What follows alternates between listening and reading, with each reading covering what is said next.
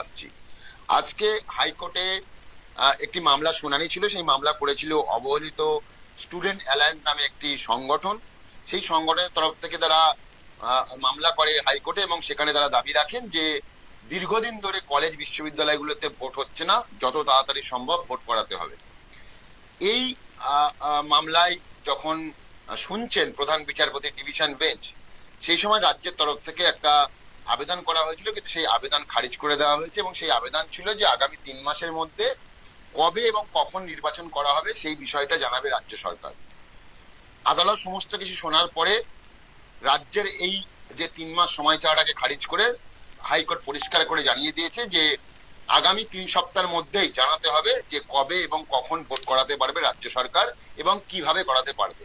অর্থাৎ একটা বিষয় পরিষ্কার হয়ে গেল যে আগামী যে ছাত্র সংসদের নির্বাচন, সেই নির্বাচন কবে হবে তা আগামী 3 সপ্তাহের মধ্যে হাইকোর্টকে জানাবে রাজ্য সরকার। এবার সেই জায়গা থেকে রাজ্য সরকার কি জানাচ্ছে যে এই 3 সপ্তাহ পরে, যে 3 সপ্তাহ পরে কতদিন পরে ভোট হবে বা কবে ভোট হবে, কি জানাচ্ছে সেটার উপর ডিপেন্ড করবে আগামী ছাত্র সংসদের নির্বাচন। তবে এটা বলতেই পারো যে ছাত্র সংসদের নির্বাচন নিয়ে বিভিন্ন মহলে অনেক প্রশ্ন রয়েছে। কেন এই সরকার ছাত্র সংসদের ভোট করাতে চাইছে না? শিক্ষামন্ত্রীর বিরুদ্ধেও বারবার অভিযোগ করা হয়েছে যে ছাত্র সংসদের নির্বাচন করাতেই হবে।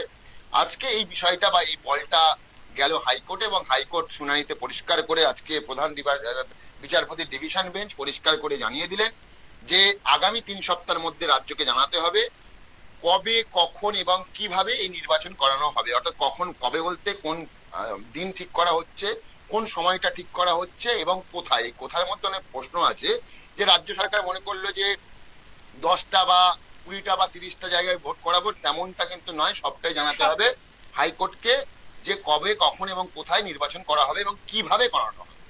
তো যেহেতু সবটাই হচ্ছে এখন কোর্টের উপর ডিপেন্ড করছে, এখন দেখতে হবে নবান্নের তরফ থেকে বা রাজ্য সরকারের তরফ থেকে আইনজীবীরা আগামী 3 সপ্তাহ পরে হাইকোর্টকে কি রিপোর্ট দিচ্ছে, এবং সেই রিপোর্টের আদেও কোনো রকম কোনো নির্দিষ্ট সময় বা নির্দিষ্ট দিন ঠিক করছে কিনা রাজ্য সরকার আগামী ছাত্র সংসদের জন্য, তা অত্যন্ত গুরুত্বপূর্ণ হয়ে উঠবে। কারণ বিভিন্ন কলেজের যারা ছাত্ররা, বিশেষ করে শাসক বিরোধী যে ছাত্র সংগঠন, তারা বারবার চাইছে যে যত তাড়াতাড়ি সম্ভব এই ভোট করানো হোক। কারণ তাদের একটা অভিযোগ বা অ্যালিগেশন, দীর্ঘদিন ধরে এই ছাত্র সংসদের ভোট যাতে মানে যেহেতু হচ্ছে না, সেই কারণে সেখানে তৃণমূল বা শাসক দলের একটা রাজ চলছে, যে রাজকে কোনো রকম ভাবে মেনে নেওয়া যায় না এবং ছাত্ররা বঞ্চিত হচ্ছেন বলে তাদের অভিযোগ। তো তাদের কাছে একটা বড় এই আজকের রায় একটা বড় আশার আলো যোগাবে বলে আমার মনে হয়, এবং তারাও তাকিয়ে থাকবে যে আগামী 3 সপ্তাহ পরে রাজ্য সরকার হাইকোর্টে গিয়ে কি রিপোর্ট দিচ্ছে, সেই দিকে কিন্তু তারা তাকিয়ে থাকবে। একদমই। আমি এই প্রসঙ্গে তোমার থেকে জানতে চাইবো যে রাজ্য সরকার 3 মাস সময় চেয়েছিল আদালতের কাছে, তবে আদালত বলে যে 3 সপ্তাহের মধ্যে সমস্ত কলেজে ভোট করতে হবে। এর আগে এখানে একটু বিষয় হচ্ছে, হাইকোর্ট যেটা আজকে বলেছেন যে 3 সপ্তাহ পর জানাতে হবে রাজ্য সরকার কবে ভোট করাতে পারবে। তো 3 সপ্তাহের মধ্যে আজকে নির্দেশ দেয়নি হাইকোর্ট, বলছে যে 3 সপ্তাহ পরে, মানে অ্যাকচুয়ালি প্রীতি রাজ্য সরকার সময় ছিল 3 মাস, যে আমাদের 3 মাস সময় দিন, আমরা তারপরে আপনাদেরকে জানাবো বা কোর্টে গিয়ে জানাবো যে আমরা কবে ভোট করাতে পারবো। হাইকোর্টের প্রধান বিচারপতি ডিভিশন বেঞ্চ সব শোনার পরে তিনি 3 মাস নয়, তিনি দিয়েছেন 3 সপ্তাহ, এবং 3 সপ্তাহ পরেই জানাতে হবে যে রাজ্য সরকার কবে এই ছাত্র সংসদের। আমি এই প্রসঙ্গে তোমার থেকে জানতে চাইবো, আমরা 21শে জুলাইয়ের মঞ্চে দেখেছি, আমরা টিএমসিপির যে প্রতিষ্ঠাতা দিবস তখন দেখেছি মমতা বন্দ্যোপাধ্যায়, অভিষেক বন্দ্যোপাধ্যায় সকলেই বলছেন যে মহিলা ক্যান্ডিডেট বাড়াতে হবে, এবং ছাত্র সংসদ ভোট কখনো বলছেন যে পুজোর পর, কখনো বলছে ডিসেম্বরের মধ্যে। একটা বছর পেরিয়ে গেছে তারা এই কথাগুলো বলার পরে, এবং যেটা অভিযোগ হচ্ছে 2013 সাল থেকে বেশিরভাগ কলেজে ভোট হচ্ছে না। 2017 সালে ক্যালকাটা ইউনিভার্সিটি, 2020 সালে প্রেসিডেন্সি এবং 2021 সালে যাদবপুর বিশ্ববিদ্যালয়ে ভোট হয়েছে। কি মনে হয় এই হাইকোর্টের এই পর্যবেক্ষণের পর বা নির্দেশের পর সম্ভব হবে ভোট করানো? দেখো, একদমই তো রাজ্য সরকার, হাইকোর্ট যখন বলছে যে আগামী 3 সপ্তাহের মধ্যে জানাতেই হবে যে কবে, কখন এবং কিভাবে ভোটটা হবে, সে জায়গা থেকে তো অবশ্যই রাজ্য সরকারকে জানাতে হবে, এবং তারা কি রিপোর্ট তৈরি করছে তার উপর ডিপেন্ড করছে। এটাও হতে পারে তারা রিপোর্ট তৈরি করে বললো যে আমাদের ভোট করতে আরো 3 মাস সময় লাগবে, বাট হাইকোর্ট বা আপনি বিচারপতি আমাদের নির্দেশ দিয়েছেন, সেই কারণে আমরা এই কারণেই এই রিপোর্ট দিলাম যে আগামী 3 মাসের মধ্যে আমরা নির্বাচন করাবো। এবার বিষয়টা হচ্ছে সবটাই ডিপেন্ড করছে রাজ্য সরকারের আইনজীবী এবং রাজ্য সরকার কি রিপোর্ট দিচ্ছে, তারা কি সিদ্ধান্ত নিচ্ছে, তার উপর ডিপেন্ড করে। এমনটা নয় যে 3 সপ্তাহ পরেই রাজ্য সরকার গিয়ে বললো যে রাজ্য সরকার বলতেই হবে যে আপনি ভোট কবে করছেন। এটা নির্দেশ রয়েছে, কিন্তু নির্দেশের পরেও যেহেতু একটা মামলা শুনানি চলে, রাজ্য সরকারের যিনি আইনজীবী তিনি যদি বলেন যে আমরা আগামী 3 মাসের মধ্যে ভোট করতে পারবো না, বলে বেশ কয়েকটা গ্রাউন্ড দিয়ে দিল। সেই গ্রাউন্ডটা কতটা যুক্তিযুক্ত সেটা তো ঠিক করবে কোর্ট, এবং কোর্ট শোনার পরে ঠিক করবে কবে ভোট করতে হবে। যেটা হতে পারে একেবারেই শেষ নির্দেশ হতে পারে হাইকোর্টের, যে তারাই একটা ডেট ঠিক করে দিল যে এই মাসের মধ্যেই ভোট করাতে হবে, অনেক দিন হলো আর সময় দেবো না আমরা, বা কোর্ট মনে করছে এই ছাত্র সংসদের ভোট আগামী এই মাসের মধ্যে নির্দিষ্ট একটা মাস বা একটা দিন ঠিক করে দিতে পারেন। এবং সেটা কিন্তু পরবর্তী সময়, সেই বিষয়ে পরবর্তী সময় মানে রাজ্য সরকার এই 3 সপ্তাহ পরে কি রিপোর্ট জমা দিচ্ছেন এবং তারা আদৌ জানাচ্ছে কিনা যে এই ছাত্র সংসদের ভোট তারা করাতে চায় এবং এই ডেটে করাতে চায় বা এই মাসে করাতে চায় এবং এইভাবেই করাতে চায়। যদি জানিয়ে দেয় তাহলে তো পরিষ্কার হবে। এবার যদি জানিয়ে না দিয়ে বলেন যে আমাদের এখনো ভোট করাতে সমস্যা আছে, বেশ কিছু জায়গায় বিভিন্ন রকম সমস্যা রয়েছে বা বিভিন্ন রকম কারণ রয়েছে, সেই গ্রাউন্ড জমা দিতে পারে কোর্টে। কোর্ট দেখার পর যেটি প্রধান বিচারপতি ডিভিশন বেঞ্চ যেটা দেখছে, দেখার পর তিনি ঠিক করবেন যে ভোটটা কবে করানো যেতে পারে। কিন্তু এখানেও তো আলোচনার বিষয় যে তুমি বলছো 3 মাস যদি কোনোভাবে রাজ্য সরকার চায় বা 3 মাসের মধ্যে রাজ্য সরকার এই ভোটটা করাতে পারলো না, পরবর্তীতে হাইকোর্টের নির্দেশে হয়তো একটা ডেট ফিক্স হতে পারে। কিছুদিন পরে আমরা যদি এবার দেখি যে পরের বছরের ঠিক এই সময় থেকেই হয়তো বিধানসভা নির্বাচনের একটা প্রস্তুতি শুরু হয়ে গিয়েছে এবং কোথাও গিয়ে একদম কাছাকাছি চলে এসেছে, দুটো ক্র্যাশ করবে না তো? সেই কারণেই কোর্ট, আমার যেটা মনে হয় সবকিছু চিন্তা করে আজকে প্রধান বিচারপতি ডিভিশন বেঞ্চ তিনি মনে করেছেন যে এইটা আর সময় নষ্ট করে লাভ নেই, আর 3 মাস সময় দেব না, 3 সপ্তাহের মধ্যেই রাজ্যকে জানাতে হবে তারা কি চাইছে, কবে ভোট করতে পারবে, এই সমস্ত বিষয় জানতে চেয়েছেন প্রধান বিচারপতি। তিনিও নিশ্চয়ই ভেবেছেন এবং সেই কারণেই তিনি জানতে চাইছেন। এবং আবারও বলবো, রাজ্য সরকার হয়তো জানিয়ে দিল 3 সপ্তাহ পরে যে আমরা আগামী 1 মাসের মধ্যে ভোট করাবো বা আগামী 2 মাসের মধ্যে ভোট করাবো। আবার যেমনটা বললাম যে নির্দিষ্ট ডেট না জানিয়ে বললো যে আমাদের আরো 6 মাস সময় লাগবে, বাট 6 মাসের মধ্যে আমরা ভোট করাবো। সেই বিষয়টা কোর্ট কিভাবে নেবে সেটা একেবারেই প্রধান বিচারপতি ডিভিশন বেঞ্চের বিষয়। সেই বিষয়ে জানা যাবে তখনই যখন রাজ্য সরকার কি রিপোর্ট দিচ্ছে তার উপর ডিপেন্ড করে। একদমই 3 সপ্তাহ পর রাজ্য সরকার হাইকোর্টে কি রিপোর্ট দেয় সেদিকে আমাদের নজর থাকবে। এবং এই বিষয়টা নিয়ে যখন আমরা আলোচনা করছি যে 3 সপ্তাহ পর রিপোর্ট জমা দিতে বলেছে হাইকোর্ট, তখনই যাদবপুর বিশ্ববিদ্যালয়ের ক্ষেত্রেও একটা বড় নির্দেশ দিল এই কলকাতা হাইকোর্ট। কি নির্দেশ দিল? যাদবপুর বিশ্ববিদ্যালয়ের ক্যাম্পাসের ভিতরে কোনো রাজনৈতিক মিছিল এবং মিটিং করা যাবে না, এবং প্রয়োজন পড়লে বিশেষ যে সিকিউরিটি বা নিরাপত্তা তা মোতায়েন করতে হবে। আমি সেই নিয়ে জানতে চাইবো রফিকদার কাছ থেকে। রফিকদা, এই বিষয়টা কিভাবে? দেখো, মার্চের 2য় সপ্তাহে যতদূর মনে পড়ে ওয়েব কুপার একটি সভা হয়েছিল যাদবপুরে। সেই সবার পরে কি ঘটেছিল তুমি জানো, এবং তুমি বিভিন্ন সময় সেখানে গেছো, পরবর্তী সময় কেমন আন্দোলন হয়েছিল, বিভিন্ন রকম মিছিল, বিক্ষোভ সেখানে তোমরা কভার করেছো, প্রিয়াঙ্কা আমাদের রিপোর্টার সেও গেছিল। তো সব মিলিয়ে যেটা হচ্ছে আমরা দেখেছি যে ওয়েব কুপার সভাকে ঘিরে কিভাবে ধুন্ধুমার পরিস্থিতি তৈরি হয়েছিল। কি হয়েছিল সেখানে? ওয়েব কুপা অর্থাৎ তৃণমূলের অধ্যাপক সেল তারা একটা সভা ডেকেছিল।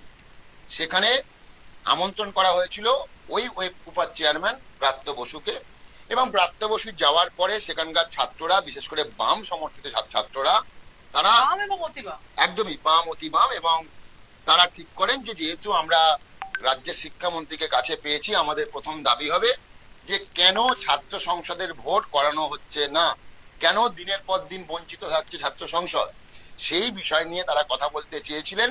এবং সেই কথা বলা থেকে শুরু করে তারপরে যে ঘটনা ঘটেছে তা অনেকে নিন্দা করেছেন, এবং সেইটার নিন্দার রেস বা সেই ঘটনার রেস এখনো পর্যন্ত কাটেনি বলেই আমার মনে হয়। কারণ যাদবপুরের ছাত্ররা এখনো পর্যন্ত যে সমস্ত দাবি করেছিলেন সেই দাবি এখনো পর্যন্ত মেটেনি। সেদিন কি ঘটেছিল? ব্রাত্য বসুর কাছে এই বাম বা অতি বামের যে প্রতিনিধিরা গেছিলেন, ব্রাত্য বসু দাবি করেছিলেন যে তাদের সঙ্গে আমরা দেখা করেছিলাম, আমি দেখা করেছিলাম, আমি বলেছিলাম যে সময় দিতে হবে, আমরা ছাত্র সংসদের ভোট করাবো, কিন্তু তারপরেও তারা কথা শোনেননি। ব্রাত্য বসুকে ঘিরে বিক্ষোভ, তারপরে গাড়ির নিচে ছাত্র পড়ে যাওয়া, আহত হওয়া, এই সমস্ত ঘটনা ঘটে গেছে। তো এরপরেই একটি জনস্বার্থ মামলা হয় হাইকোর্টে, এবং সেই মামলায় বলা হয় যে যাদবপুরি ক্যাম্পাসের মধ্যে কেন রাজনৈতিক সমাবেশ হবে, কেন রাজনৈতিক নেতারা সেখানে যাবে। এই জনস্বার্থ মামলায় এখানেও হাইকোর্টের প্রধান বিচারপতি তিনি তার পর্যবেক্ষণ বা তিনি জানিয়েছেন যে যাদবপুর বিশ্ববিদ্যালয় একটা অত্যন্ত গুরুত্বপূর্ণ কথা তিনি বলেছেন, সেই বিষয়ে আমি আসছি পরে। যাদবপুর বিশ্ববিদ্যালয়ে কোন রকম ভাবে বাইরের কোন রাজনৈতিক সভা কিংবা কোনো রাজনৈতিক নেতা গিয়ে সভা করতে পারবেন না। এবং পাশাপাশি তিনি এও বলেছেন যে যাদবপুরের নিরাপত্তার জন্য দরকার হয় বিশেষ নিরাপত্তা বাহিনী দিতে হবে। তিনি মনে করছেন যারা সেখানে সিকিউরিটি হিসেবে থাকেন তাদের কাছে অস্ত্র থাকে না, তাদের কাছে তোমার সেরকম ভাবে তারা পদক্ষেপ করতে পারে না, ক্ষমতা থাকে না। সেই কারণেই তোমার প্রধান বিচারপতি ডিভিশন বেঞ্চ তিনি মনে করছেন যে এখানে বাইরের কেউ সভা করতে পারবেন না। এবং পাশাপাশি তিনি একটি কথা বলেছেন যে আগে চিহ্নিত করতে হবে যাদবপুর বিশ্ববিদ্যালয়ে কারা বাইরের লোক রয়েছে, তাদেরকে আগে বের করে দিতে হবে। অত্যন্ত গুরুত্বপূর্ণ কথা বলেছেন। বারবার শাসক দল অভিযোগ করে যে যাদবপুরে বহিরাগতদের একটা আড্ডাখানা তৈরি হয়েছে। এই বহিরাগত যাদবপুরে যারা এক্স স্টুডেন্ট, যারা একসময় যাদবপুরের স্টুডেন্ট ছিলেন, তাদের বিরুদ্ধেই কিন্তু এই অভিযোগ যে যারা দীর্ঘদিন ধরে পড়াশোনা করেছেন, এখন এক্স স্টুডেন্ট হয়ে গেছেন, অন্য জায়গার কাজের সঙ্গে যুক্ত রয়েছেন, তারাও কিন্তু এই শুধুমাত্র ক্যাম্পাস নয়, হোস্টেল কালচারও তাদের যে আধিপত্য তা কিন্তু আমরা দেখেছি যে দুদিন আগে যে পড়ুয়া মৃত্যু, সেই সময় অভিযোগ উঠেছিল। একদম। আজকে আমি ফোনটা হাতে নিলাম এই জন্যই, কারণ আজকে বিচারপতি তিনি একটি কথা বলেছেন, অত্যন্ত গুরুত্বপূর্ণ কথা, সেই বিষয়টা আমি জানাবো। যখন এই মামলা শুনানি চলছে সেখানে প্রধান বিচারপতি ডিভিশন বেঞ্চ বা প্রধান বিচারপতি নির্দেশ দিচ্ছেন প্রয়োজনে বিশেষ বাহিনী মোতায়েন করুন যাদবপুর বিশ্ববিদ্যালয়ে। পাশাপাশি যারা বিশ্ববিদ্যালয়ের ছাত্র নয় আগে তাদেরকে বের করতে হবে। যাদবপুর নিয়ে এই অভিযোগ দীর্ঘদিন, যে দীর্ঘদিন ধরে পাশ করার পরেও সেখানে থেকে যাচ্ছে, হোস্টেলে থেকে যাচ্ছে বহিরাগতরা। আজকে যেমন রাজনৈতিক সভা বা রাজনৈতিক নেতাদের যাওয়ার ক্ষেত্রে নিষেধাজ্ঞা দিয়েছে, এইটা একটা বড় ভাগিক বা বড় কিন্তু নির্দেশ বলতে পারো, যে যারা ছাত্র নয় তাদেরকে আগে চিহ্নিত করে বের করতে হবে।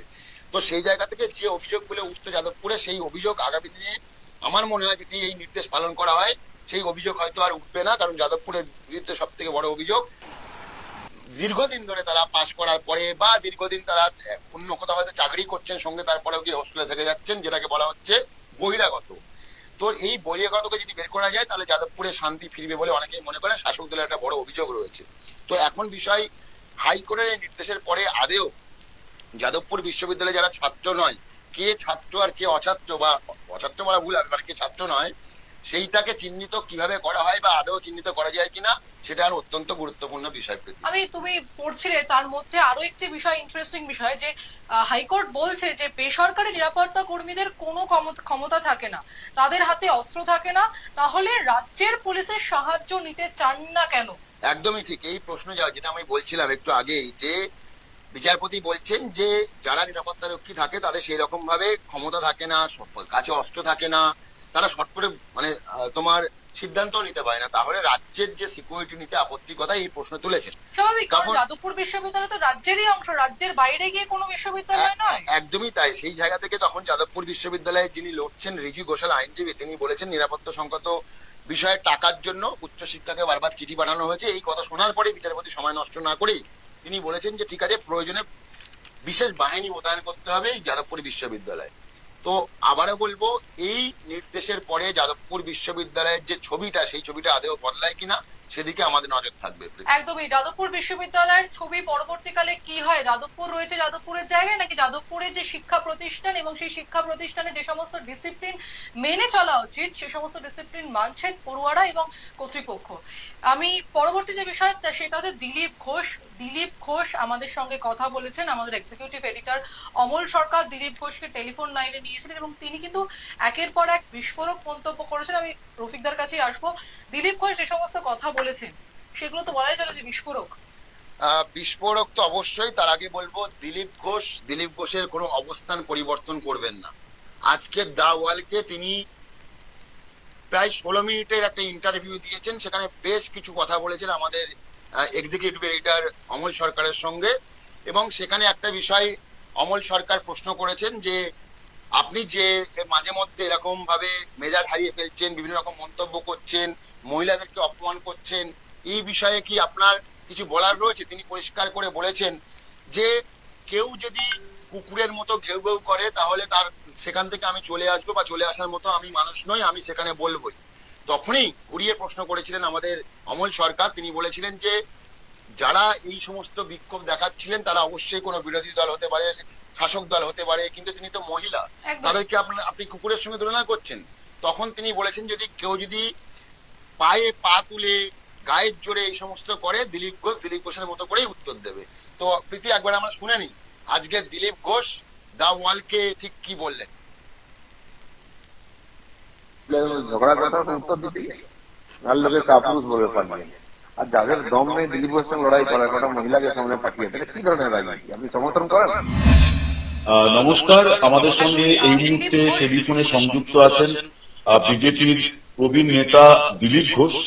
আমরা তার সঙ্গে তার সাম্প্রতিক কিছু কথাবার্তা এবং রাজ্য পার্টি এবং আগামী দিনের দল এবং তার ব্যক্তিগত কর্মসূচি কি এই বিষয়ে কথা বলবো। দিলীপবাবু, আপনাকে দ্য ওয়ালে অনেক স্বাগত জানাই। আমি একটি বিষয়ে জানতে চাইছিলাম যে আপনি আবার হঠাৎ করে খুব আলোচনায় উঠেছেন, এবং সেটা সেই পুরনো কারণে, সেটা হচ্ছে যে দিলীপ ঘোষ মানেই এমন কিছু কথা বলেন যেটা পাঁচজনে বলেন না। অনেক সময় সেই কথাগুলোকে খুব অবজেকশনেবল কথা হিসেবেও অনেকে চিহ্নিত করছেন। তো আপনি যদি বলেন যে কেন আপনি হঠাৎ করে এইভাবে সরব হয়েছেন, যেখানে মহিলাদের আপনি নিশানা করছেন, বিরোধী দলকে নিশানা করতে গিয়ে অনেক অবজেকশনেবল কথা বলছেন, দেখুন, যখন আপনাদের মার্কেটে নিউজ থাকে না তখন দিলীপ ঘোষকে নিয়েছে নিউজ করা হয়। দিলীপ ঘোষের কারো দরকার নেই কন্ট্রোভার্সির বা কারো সার্টিফিকেটের দরকার নেই, বা আমাকে নিয়ে আলোচনা আমি মনে করি না কোনো প্রয়োজন আছে। আমি কোনো রাজনীতির মধ্যে নাই, কোনো পলিটিক্যাল প্রোগ্রামও করি না। কেউ কেউ গায়ে পড়ে অনেক সময় আমার সঙ্গে ঝগড়া করতে আসে বা নিউজ হতে চাই, সেই জন্য নিউজ হয়। মহিলাদের নিয়ে আমার কোনো বলার দরকার নেই, আর মহিলাদের নিয়ে আমি কিছু বলিও নি। রাস্তায় এসে যে কুকুর বিড়ালের ঝগড়া করতে হবে উত্তর দিতেই হবে, নাহলে লোকে কাপুরুষ বলে পালিয়ে নেয়। আমি সেই প্রতিবাদটাই করেছি। একটা সাধারণ অনুষ্ঠান উদ্বোধনের সেখানে ঝগড়া করার কি মানে হয়?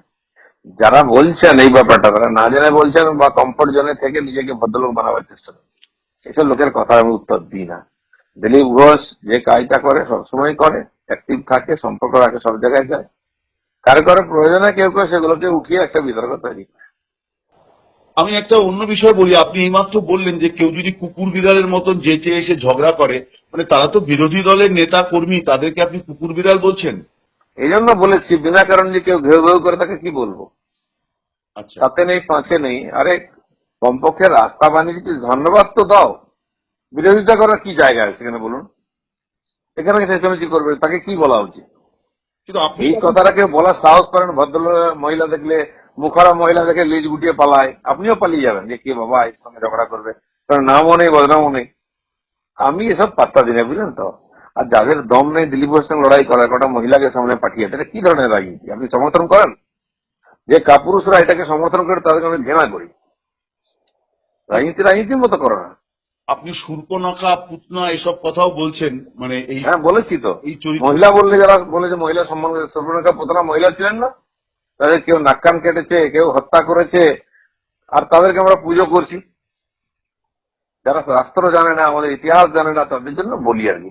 কিছু উটকো লোক চলে এসছে এইসব বলে করে খাচ্ছে, বুঝলেন তো। কে সেকুলার, কে প্রগতিশীল, এই ধান্দাবাই লোকগুলোকে আমি আগেও গালাগালি দিচ্ছি, এখনো দেবো। আপনি এইমাত্র একটা কথা বললেন আমি রাজনীতিতে নেই, কোনো কর্মসূচিতে নেই। এই বিষয়টা কি? আপনি তো বিজেপির প্রাক্তন সভাপতি, প্রাক্তন সর্বভারতীয় সহসভাপতি, আপনি দুবারের সাংসদ, আপনি বিজেপিকে পশ্চিমবাংলায় মানে তার পুনরুজ্জীবন ঘটিয়েছেন। এগুলোর মধ্যে তো কোনো বিতর্ক ও সবই এক্স হয়ে গেছে এখন। আমি এখন পার্টিতে আছি সাধারণ কর্মী হিসাবে। কোনো পলিটিক্যাল প্রোগ্রামে আমাকে দেখেন না আপনারা। আমি সোশ্যাল প্রোগ্রাম বিভিন্ন জায়গায় যাই, জনসম্পর্ক করি, লোকে আমাকে চেনে জানে, লোকে ডাকে, আমি যাই। পার্টির কোনো পদাধিকারী নেই, সেজন্য কোনো অফিসিয়াল প্রোগ্রাম আমি থাকি না। তো সেজন্য প্রশ্ন নেই, আমি কাউকে নিয়ে কোনো মাথাকে হাতাইও না, কোনো ঝগড়াঝাটিও করি না। কিন্তু এমপি ছিলাম, এমএলএ ছিলাম, আমি কিছু উন্নয়নের কাজ করেছি, লোকে আমাকে চেয়েছে, আমি করেছি, লোকে আমাকে ডেকেছে, সেখানে গেছি উদ্বোধন করতে। কারো পেট ব্যথা হচ্ছে সেখানে, কিন্তু কি করবো আমি? আপনি তো কোথাও গিয়ে দাঁড়ালে পরে মানুষ ভিড় করছে, তাহলে আপনি বলছেন যে আপনাকে কর্মসূচি দিচ্ছে না। একটা রাজনৈতিক দলের তো কর্মসূচি হবে তাকে নিয়ে যার কথা মানুষ শুনতে চায়। তো আমরা তো দেখছি আপনার সভাতে যথেষ্ট ভিড় হয়, মানুষ আপনার কথা শোনেন।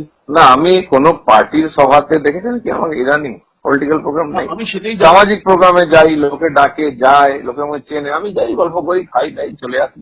লোক আসে দেখা করতে, আমি বসে আড্ডা মারি ওদের সঙ্গে, না সবার আমি সঙ্গে। এটাই জানতে চাইছি যে আপনি পার্টির রাজনৈতিক কর্মসূচিতে নেই কেন, মানে যারা এটা বরাদ্দ করেন তাদের কি বক্তব্য বা না, পার্টির একটা সিস্টেম আছে, যারা পদাধিকারী আছেন তারা পার্টির প্রোগ্রাম নেন, বৈঠক নেন। আমি নিই না, কারণ আমি তার সে অধিকারী নাই। এখন নতুন লোককে চান্স দেওয়া হয়েছে, তারা করছেন। পার্টির যারা চিন্তা ভাবনা করছেন তারা করছেন। আমরা অবশ্য বলছি প্রবীণ, কিন্তু আপনি তো আর সেই অর্থে মানে বৃদ্ধ নন, আপনি তো অ্যাক্টিভ, মানে একটা জওয়ান মানুষ, ছুটছেন। তো আপনার মতো লোক রাজনীতির কর্মকাণ্ডের বাইরে এই ব্যাপারটা ঠিক কেমন, মানে এটা কেন? না, পার্টিতে অনেক সময় অন্যরকম পরিবর্তন হয়। তারা ভাবছেন যে এখন নতুন লোককে দেওয়া উচিত, তারা কাজ করুক।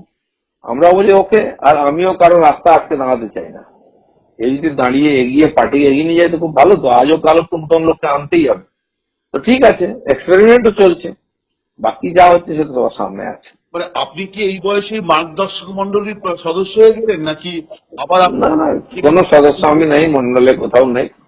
পার্টি যে প্রয়োজনে আমি এসেছিলাম রাজনীতিতে, পার্টির প্রয়োজন থাকলে কাজ করব, নাহলে অন্য কাজ করবো। আমি জীবনে অনেক কাজ করেছি। তো এখন পার্টির মধ্যে কিছু পরিবর্তন চলছে, দেখা যাক আগামী দিনে কি হয়। আপনি তো এর আগে বলেছেন যে এইভাবে চললে আপনি আবার পুরনো জীবনে ফিরে যাবেন, মানে বিজেপিতে থাকবেন না। তো এই জন্য তো আমার পুরনো জীবনে যেরকম কাজ করতাম ওগুলোই আমি করছি। সেটা কি পুরনো জীবনে ফিরে যাওয়ার জন্য, নাকি বিজেপিতে নতুন করে আপনি আবার ফিরে আসবেন? আমি সবসময় খোলা মনে কাজ করি। পার্টি আমাকে যে দায়িত্ব দিয়েছেন, সে পার্টির যা দায়িত্ব ওটা করব। নাহলে আমি 24 ঘন্টা কাজ করি, আমি বসে থাকতে পারি না। আর সারা জীবন সমাজের কাজের জন্যই আমি নিজেকে তৈরি করেছি, ব্যক্তিগত কিছু নেই। ব্যবসা বাণিজ্য চাকরি বাকরি কিছু করিনি, আমি করিও না, প্রয়োজন নেই। আমার কাছে 24 ঘন্টা টাইম আছে, আমার কিছু করতে হবে। আমি সুস্থ সবল মানুষ, তাই না? আমি সমাজের কাজ বিভিন্নভাবে করার চেষ্টা করি, মানুষের উপকারের, সেটাই করছি।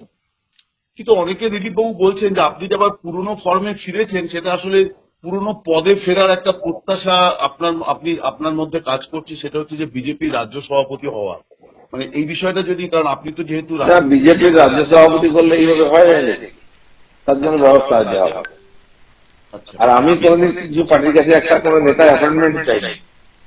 আমি টিকিট চাইনি, আমাকে জোর করে লড়ানো হয়েছে, আমি দুবার জিতেছি। যখন আমার চয়েসে সিট দেওয়া হয়েছে আমি জিতেছি। আমার চয়েস ছিল না, তখন রেজাল্ট উল্টো হয়ে গেছে, পার্টিরই ক্ষতি হয়েছে। আমাকে পদ বানানোর জেনারেল সেক্রেটারি, আমাকে president, all India vice president, আমাকে নাড্ডাজি জিজ্ঞেস করেছিলেন। যখন আমি গিয়ে বললাম যে আমার তো ইনিংস শেষ হয়ে গেছে 6 বছর, অন্য কাউকে নেতা বানান, যে নেতৃত্ব দেবে, আপনি কি করবেন? পার্টি যা কাজ দেবে তাই। পার্টি আমাকে অল ইন্ডিয়া ভাইস প্রেসিডেন্ট বানিয়েছে। তারপর পার্টি বললো যে ইলেকশন লড়ছেন আপনি, এবার ইলেকশনে মন দিন নিজের এলাকায়, আপনাদেরকে সংগঠনের দায়িত্ব রাখা হবে না। আজ ওকে, ইলেকশন লড়লাম, আমাকে ওনারা বলেছেন যাও মেদিনীপুরে লড়ো। পরে আবার সেটা পরিবর্তন হলো, তার রেজাল্ট হয়েছে। তো সেই জন্য আমি খোলা মনে থাকি, পার্টি যা দায়িত্ব করবো, নাহলে আমি আমার মতো করবো।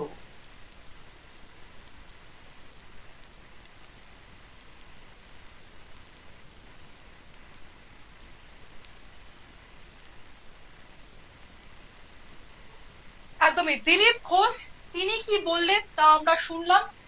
আজকে রাজ্য রাজনীতি নিয়ে আলোচনা করলাম। এই রকম ধরনের খবরের জন্য আপনাদের চোখ রাখতে হবে দ্য ওয়ালের পর্দায়, কারণ খবর এখন এখানে। ধন্যবাদ সকলকে, শুভরাত্রি।